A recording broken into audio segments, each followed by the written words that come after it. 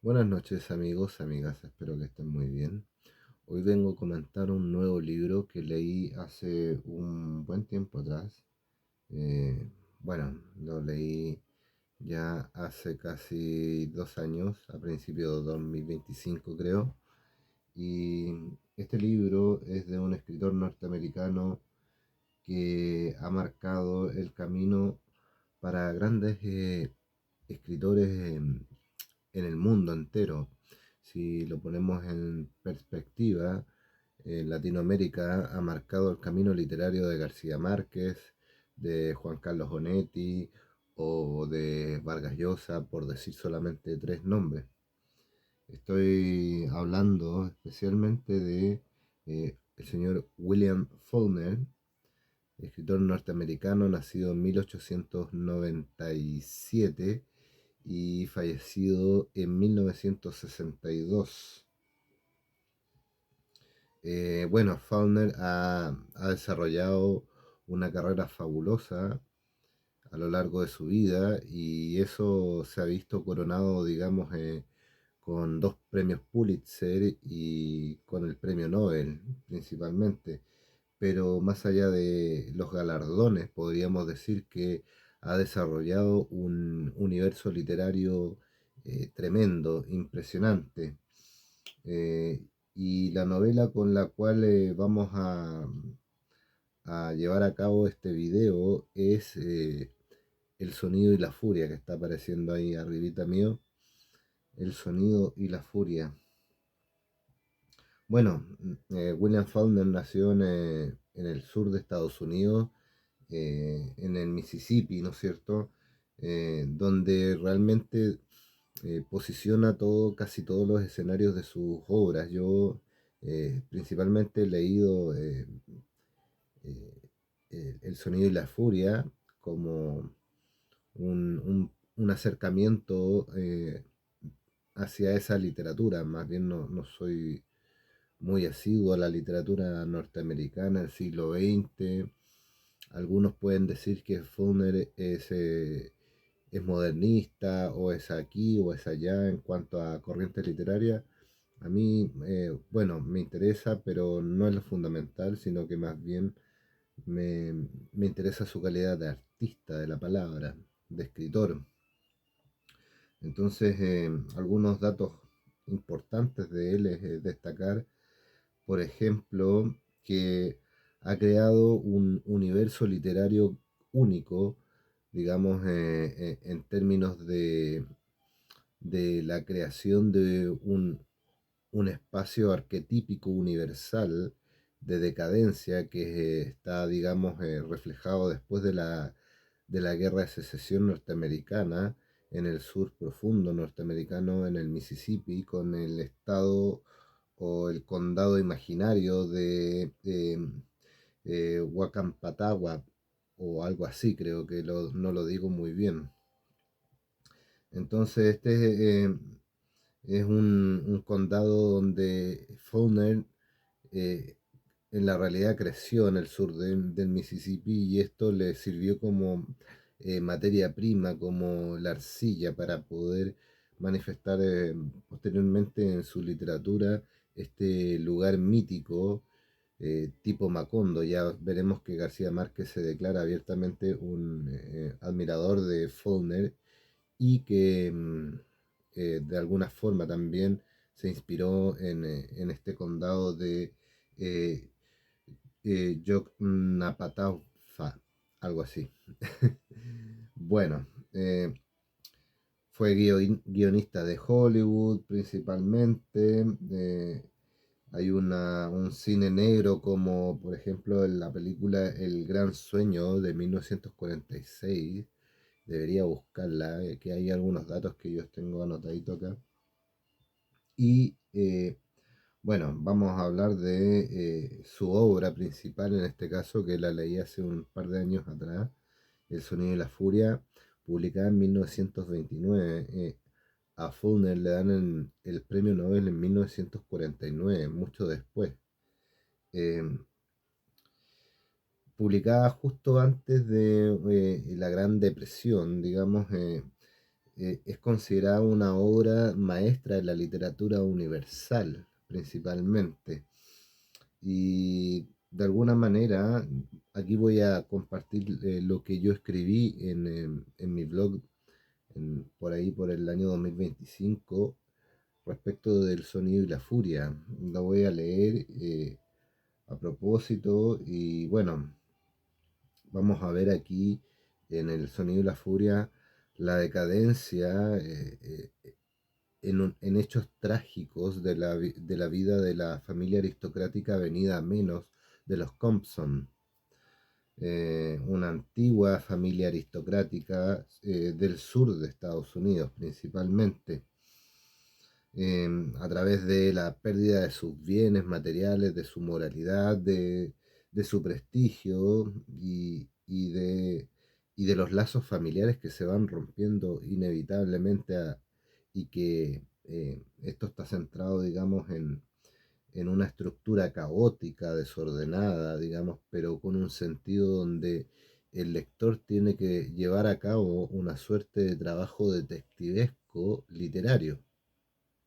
Entonces, esto lo vamos a ver en 4 días entre 1928 y 1910, principalmente.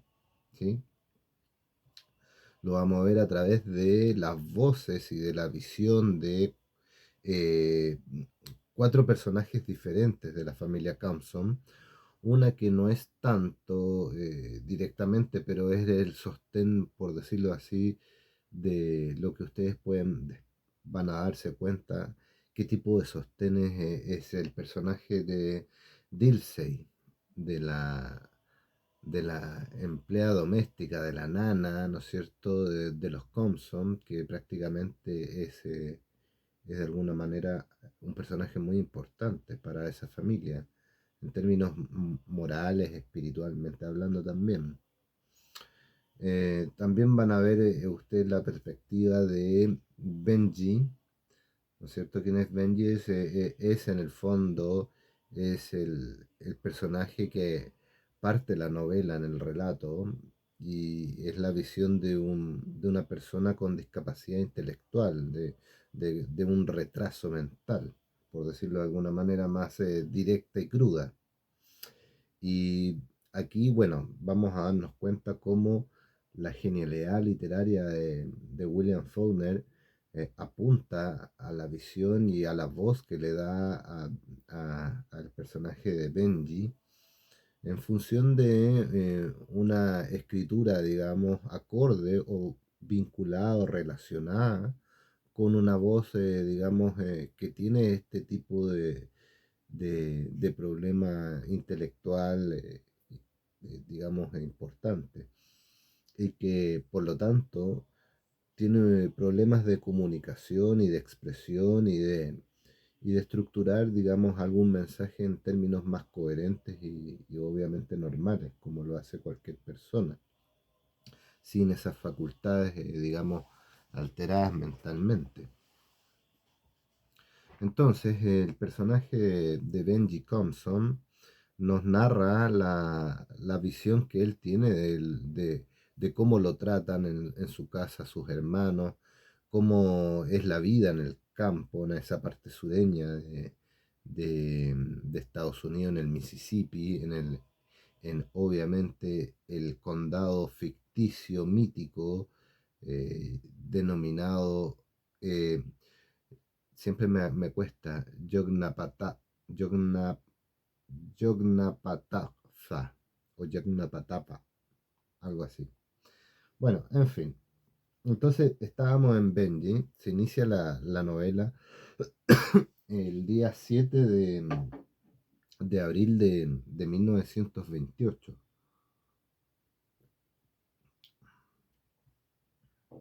Y aquí hay obviamente que el relato no es lineal y es una de las características importantes de Faulkner en relación a que de alguna manera el relato al no ser lineal, el lector tiene que estar atento respecto de en qué tiempo, a qué tiempo se refiere lo que se está contando. principalmente. Y en ese sentido, la narración salta constantemente del presente al pasado, ¿sí? Y no hay un aviso previo respecto a estos saltos temporales, de estas anacronías, por decirlo de alguna manera. Eh, entonces, es mucho más difícil para el lector establecer una consecución de eventos lógicos, porque hay que estar armándolos en estos saltos temporales.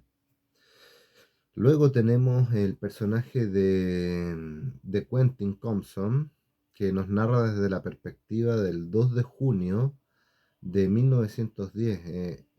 Son narrados años antes de que, digamos, del capítulo anterior, digamos, del capítulo de Benji. Por lo tanto, en este sentido, nos está narrando el último día de vida del personaje. ¿Y por qué va a ser el último día de vida de Quentin Compson? ¿Cuáles son sus culpas? ¿Cuál es su... eh, eh, es, digamos, esta forma de pensar estructurada que tiene el personaje? Cada uno, si usted lo ha leído el libro, amigo o amiga, eh, se va a dar cuenta, digamos, cómo es el personaje de Quentin Compson, atormentado, ¿no es cierto? En fin. Luego está el personaje de Jason Compson, que nos narra desde la perspectiva del 6 de abril de 1928.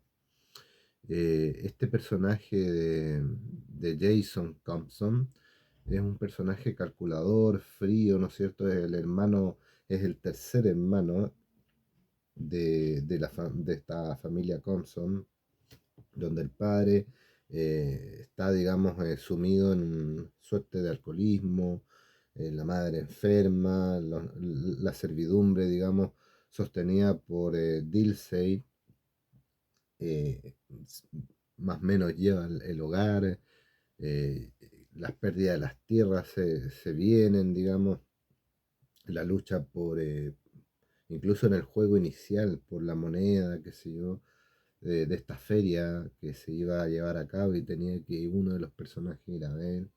En fin, hay una serie de detalles que usted puede percibir con mayor sutileza que yo, por ejemplo, cuando lea la obra. Eh, eh, ya me voy a referir porque es una obra tan importante en términos de lo literario y cómo el escritor Faulkner desarrolla una nueva forma de literatura respecto de lo que se venía haciendo en esa época y lo publica, y, digamos, previo a los años de la gran caída de la bolsa del 29, en el mismo año 29. Entonces estábamos hablando de que Jason Compson puede representar, digamos, antivalores, por ejemplo, el materialismo y el resentimiento, y de alguna manera es el que se está quejando constantemente de la familia, de lo que le toca vivir, de su posición que tiene que tener respecto de tener control del dinero, de la familia y de todos los integrantes y de los ingresos familiares en general. Y por último está la perspectiva del personaje de Dilsey del día 8 de abril de 1928. Es la perspectiva, digamos, en el capítulo que nos da cuenta y que se narra en tercera persona también, que nos da cuenta y se centra en la figura de la sirvienta negra, ¿sí? Afroamericana de la familia Compson. De alguna manera, este personaje es un pilar. Ahora, ¿de qué tipo es? ¿En qué sentido es un pilar? ¿Cómo sostiene a la familia Compson? Esa es una labor que cada uno tiene que ir como lector resolviendo, creo yo. Entonces, hay que tener en cuenta esa perspectiva. Bueno, voy a la perspectiva de los personajes, digo, tenerlo en cuenta, porque a través de estos cuatro personajes, ¿no es cierto?, de, del personaje de Benji, del personaje de Quentin, del personaje de Jason y de Dilsey, uno como lector puede ir estructurando el puzzle y hacerle o darle el sentido necesario para entender cómo es la caída en el fondo de la familia Compson y cómo esta caída representa una decadencia de una sociedad que estaba, digamos, muy herida después de una guerra civil prácticamente, luego que habían pasado bastantes décadas también del hecho, en algún sentido.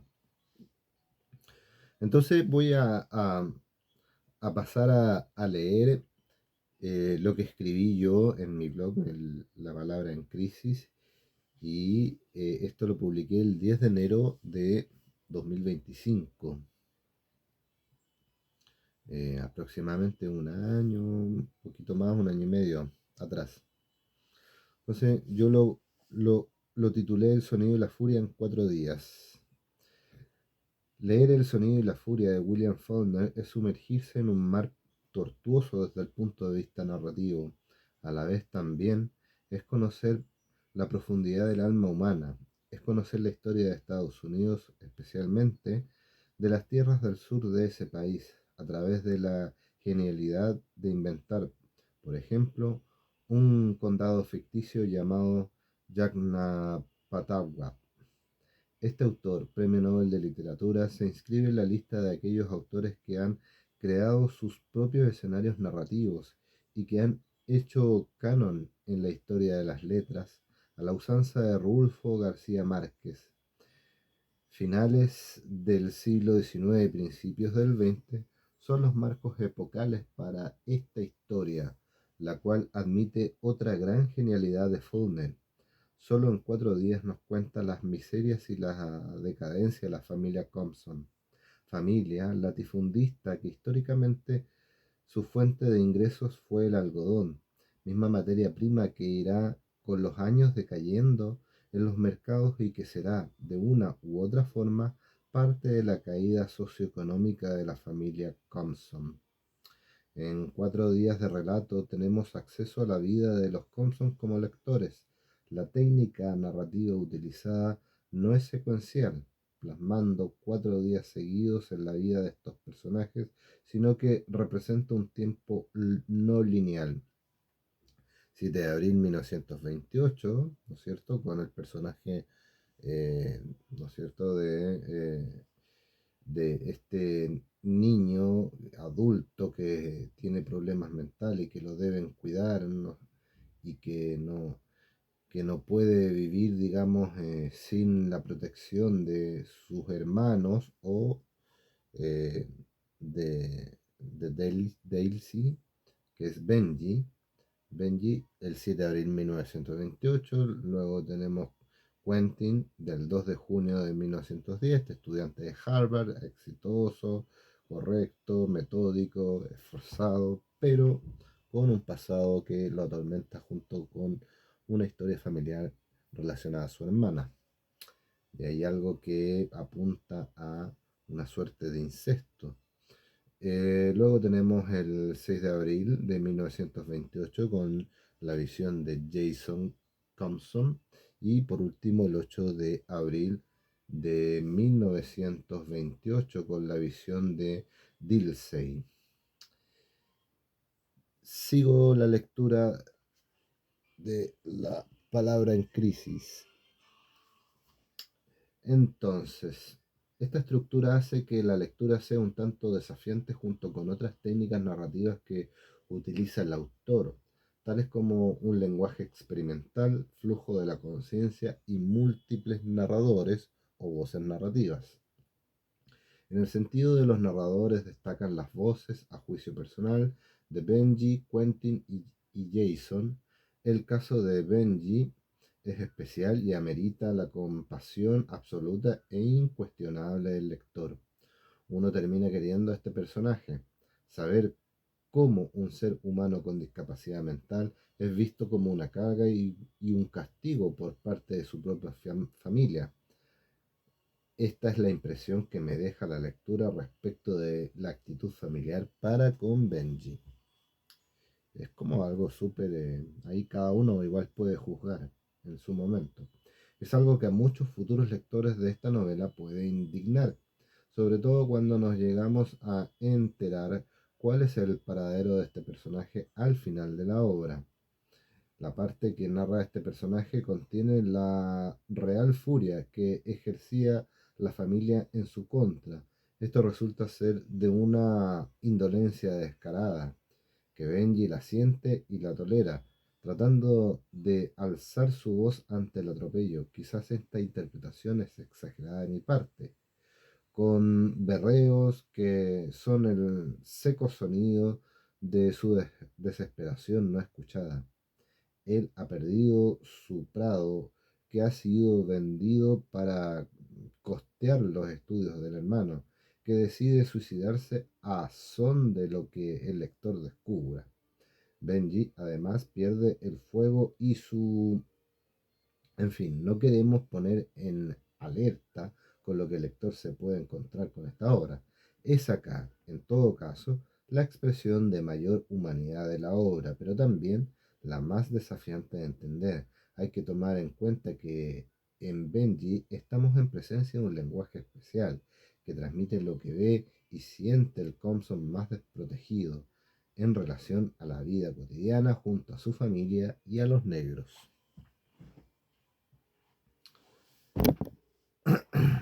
Aquí destacan la figura de Dilsey, aquella sirvienta cocinera de los Compson que a su vez es una suerte de matriarca negra que ha sido la testigo silenciosa e histórica de la ruina de sus empleadores, comillas. La impresión que da la relación que tiene con los Compson es de una esclava con sus amos. Sin embargo, en algún momento de la historia, Jason, cuando ya tiene que rematar sus bienes, puesto que las circunstancias lo ameritan, manifiesta que los Compson se han librado de los negros y que de alguna forma esto no se ha dado a la inversa. Los sirvientes negros en la obra representan ideas interesantes y dignas de ser repasadas. Ejemplo de ello se dan en los contrastes sociales y las costumbres religiosas que tienen estos negros. A pesar de la vida sacrificada y postergada de la gente de color, estos personajes representan de alguna forma una especie de resistencia ante las injusticias que viven en los estados sureños del Estados Unidos de esos tiempos. Luster y su abuela, Dilsey, son observadores mudos de las relaciones familiares tortuosas de los Compson. El amor, el honor, el odio, la culpa y la traición son temas fundamentales en esta obra y son la piedra angular que sustenta esta novela y de alguna forma los negros entienden estas ideas y las callan sin intervenir mayormente. Es complejo que el lector descubra estos aspectos esenciales. La novela se torna difícil de comprender a ratos.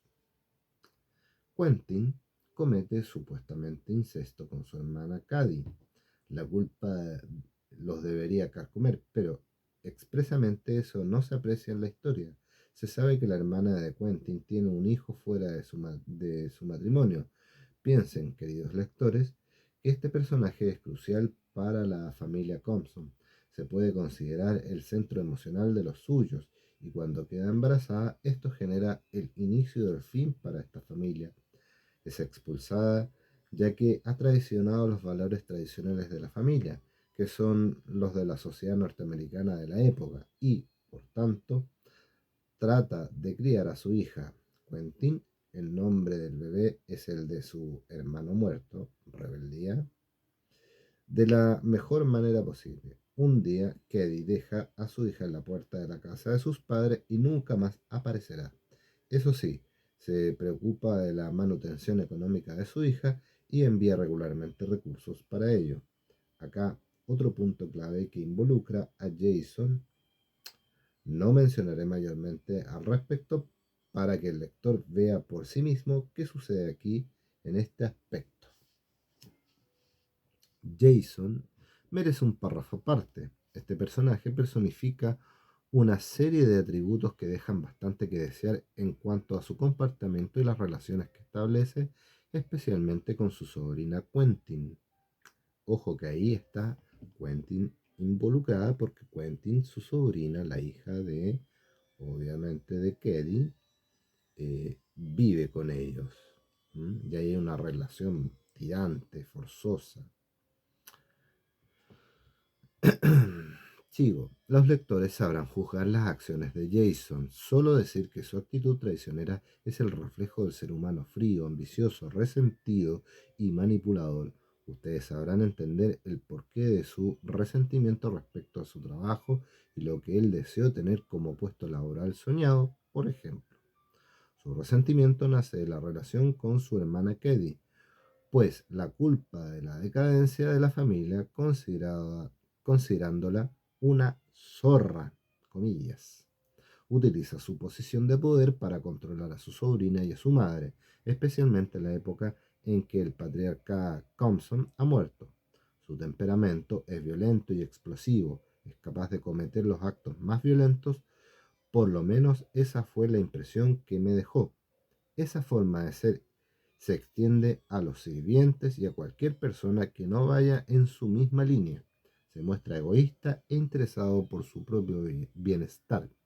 En definitiva, este personaje da a conocer al lector que es el representante de la decadencia moral y material de su familia, dejando tras de sí una atmósfera de desolación y de desesperanza, digo. Hay que ponerle ojo a este personaje para entender bien la dinámica familiar y la tragedia de la cual es su rostro. ¿Qué otros adjetivos podemos darle? Bueno, pienso en dos: antipático y repulsivo, como el que más. Y por último, concluyo con este párrafo. A modo de despedida, lo único que me queda por decir es que esta obra me ha sorprendido para bien. Mi padre me regaló el libro por allá en 2017, pero no me había nacido leerla y ahí se quedó en mi biblioteca hasta la semana pasada, cuando me aventuré en sus páginas. No niego que fue compleja su lectura y que me tomó un poco más de tiempo consumirla.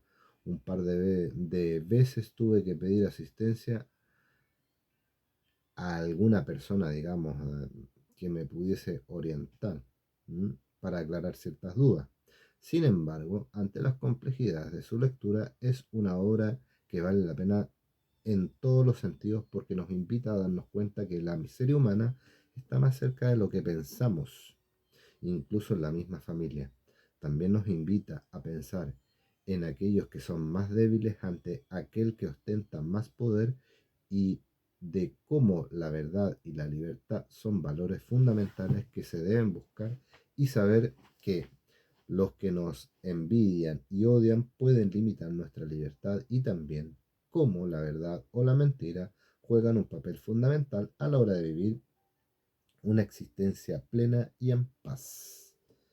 Entonces, esto fue, digamos, mi, eh, digamos, escrito, mi reflexión en torno al sonido de la furia por allá en el 2025, queridos amigos, amigas. Y en ese sentido, a mí me pareció en ese momento esta obra interesante, importante de analizar por varios aspectos que también los he ido madurando en el tiempo hasta el día de hoy. Por ejemplo, las técnicas literarias utilizan, ¿no es cierto?, la total demolición del tiempo lineal, ¿ya? Eh, entonces, en ese sentido, hay un fluido caótico que va desde el pasado al presente y coexisten, digamos, estos tiempos simultáneamente, por decirlo de alguna manera. Eh, entonces, esto va reflejándose entre 1928 y 1910. Ahí están los días claves para entender la historia de los personajes y de la familia Compson en general. Eh, Aquí hay una radicalización del flujo de la conciencia en el sentido de que, eh, si bien existía la técnica literaria en el momento en que William Faulkner la lleva a cabo, pero él la, le da un nuevo cariz al establecer cómo podría llevar a cabo la lengua de una persona que tiene, digamos, un problema mental, un retraso mental. Y aquí es donde elimina, ¿no es cierto?, signos de puntuación, los berreos, donde no hay una, una estructura, digamos, de puntuación clara y adecuada que nos ayude a entender lo que se va diciendo. Por lo tanto, obviamente no hay filtros que se puedan, digamos, encontrar en el primer capítulo principalmente. Obviamente ahí uno va a darse cuenta cómo Faulkner lleva al extremo este flujo de la conciencia. Eh, entonces, esta falta de puntuación, de alguna manera, refleja la mente fragmentada del personaje y también refleja la mente fragmentada del personaje de Quentin, eh, que es hiperactiva, que es suicida, ¿no es cierto? Eh, y cuenta la psicología de los personajes también, en ese sentido. ¿Mm? Y por cierto, la obra tiene un polifonismo importante y una verdad fragmentada, en el sentido en que cada personaje otorga una voz para entender la decadencia y entender, digamos, el sino o el destino que va a tener la familia Compson, pero cada personaje tiene una verdad desde su propia perspectiva, creo yo. ¿Mm? Es como una forma de cubismo literario, si lo que queremos ver. Por lo tanto, lo que hace Faulkner es que obliga al lector, de alguna manera, a ser una suerte de detective que vaya encajando las piezas y que el relato de cada hermano y el relato en tercera persona de la sirvienta sea una suerte de puzzle que se deba construir el cuadro completo de esta tragedia familiar, principalmente. Y obviamente ahí está la visión del gótico sureño norteamericano propio del Mississippi, ¿no es cierto? Y cómo de alguna manera la guerra de secesión y todo lo que conllevó en la historia de Norteamérica, esa guerra civil en 1860, 1865, no me acuerdo bien la fecha, eh, conlleva de alguna manera una forma y un estilo de vida y de sociedad que, que estaba muy alineada al esclavismo, ¿no es cierto? Estaba muy alineada a la opresión, al sojuzgamiento de los negros, en fin, y del patriarcado, digamos, en el patriarcado en el sentido impositivo, y en ese aspecto eh, hay una forma de retratar a el colapso del sur norteamericano de esa época, sino que de alguna manera va más allá de este retrato de esa época, de ese sur norteamericano, porque transporta y aborda temas universales, por decirlo de alguna manera. Entonces, son temas universales y eternos. eh, por ejemplo, es la forma de ver una culpa heredada, es la forma de entender el orgullo ciego de una familia, de una sociedad, o una forma de entender una suerte de incesto espiritual, si lo queremos ver así, con Cady, con Quentin, el racismo, el materialismo desbordado o desalmado frente a la decadencia moral de una sociedad y de una familia, ¿no es cierto? Y también la resistencia humana eh, encarnada en el personaje de Dilsey y obviamente del personaje de Benji, ¿sí? El personaje de Benji también es importantísimo. Y otro aspecto importante es cómo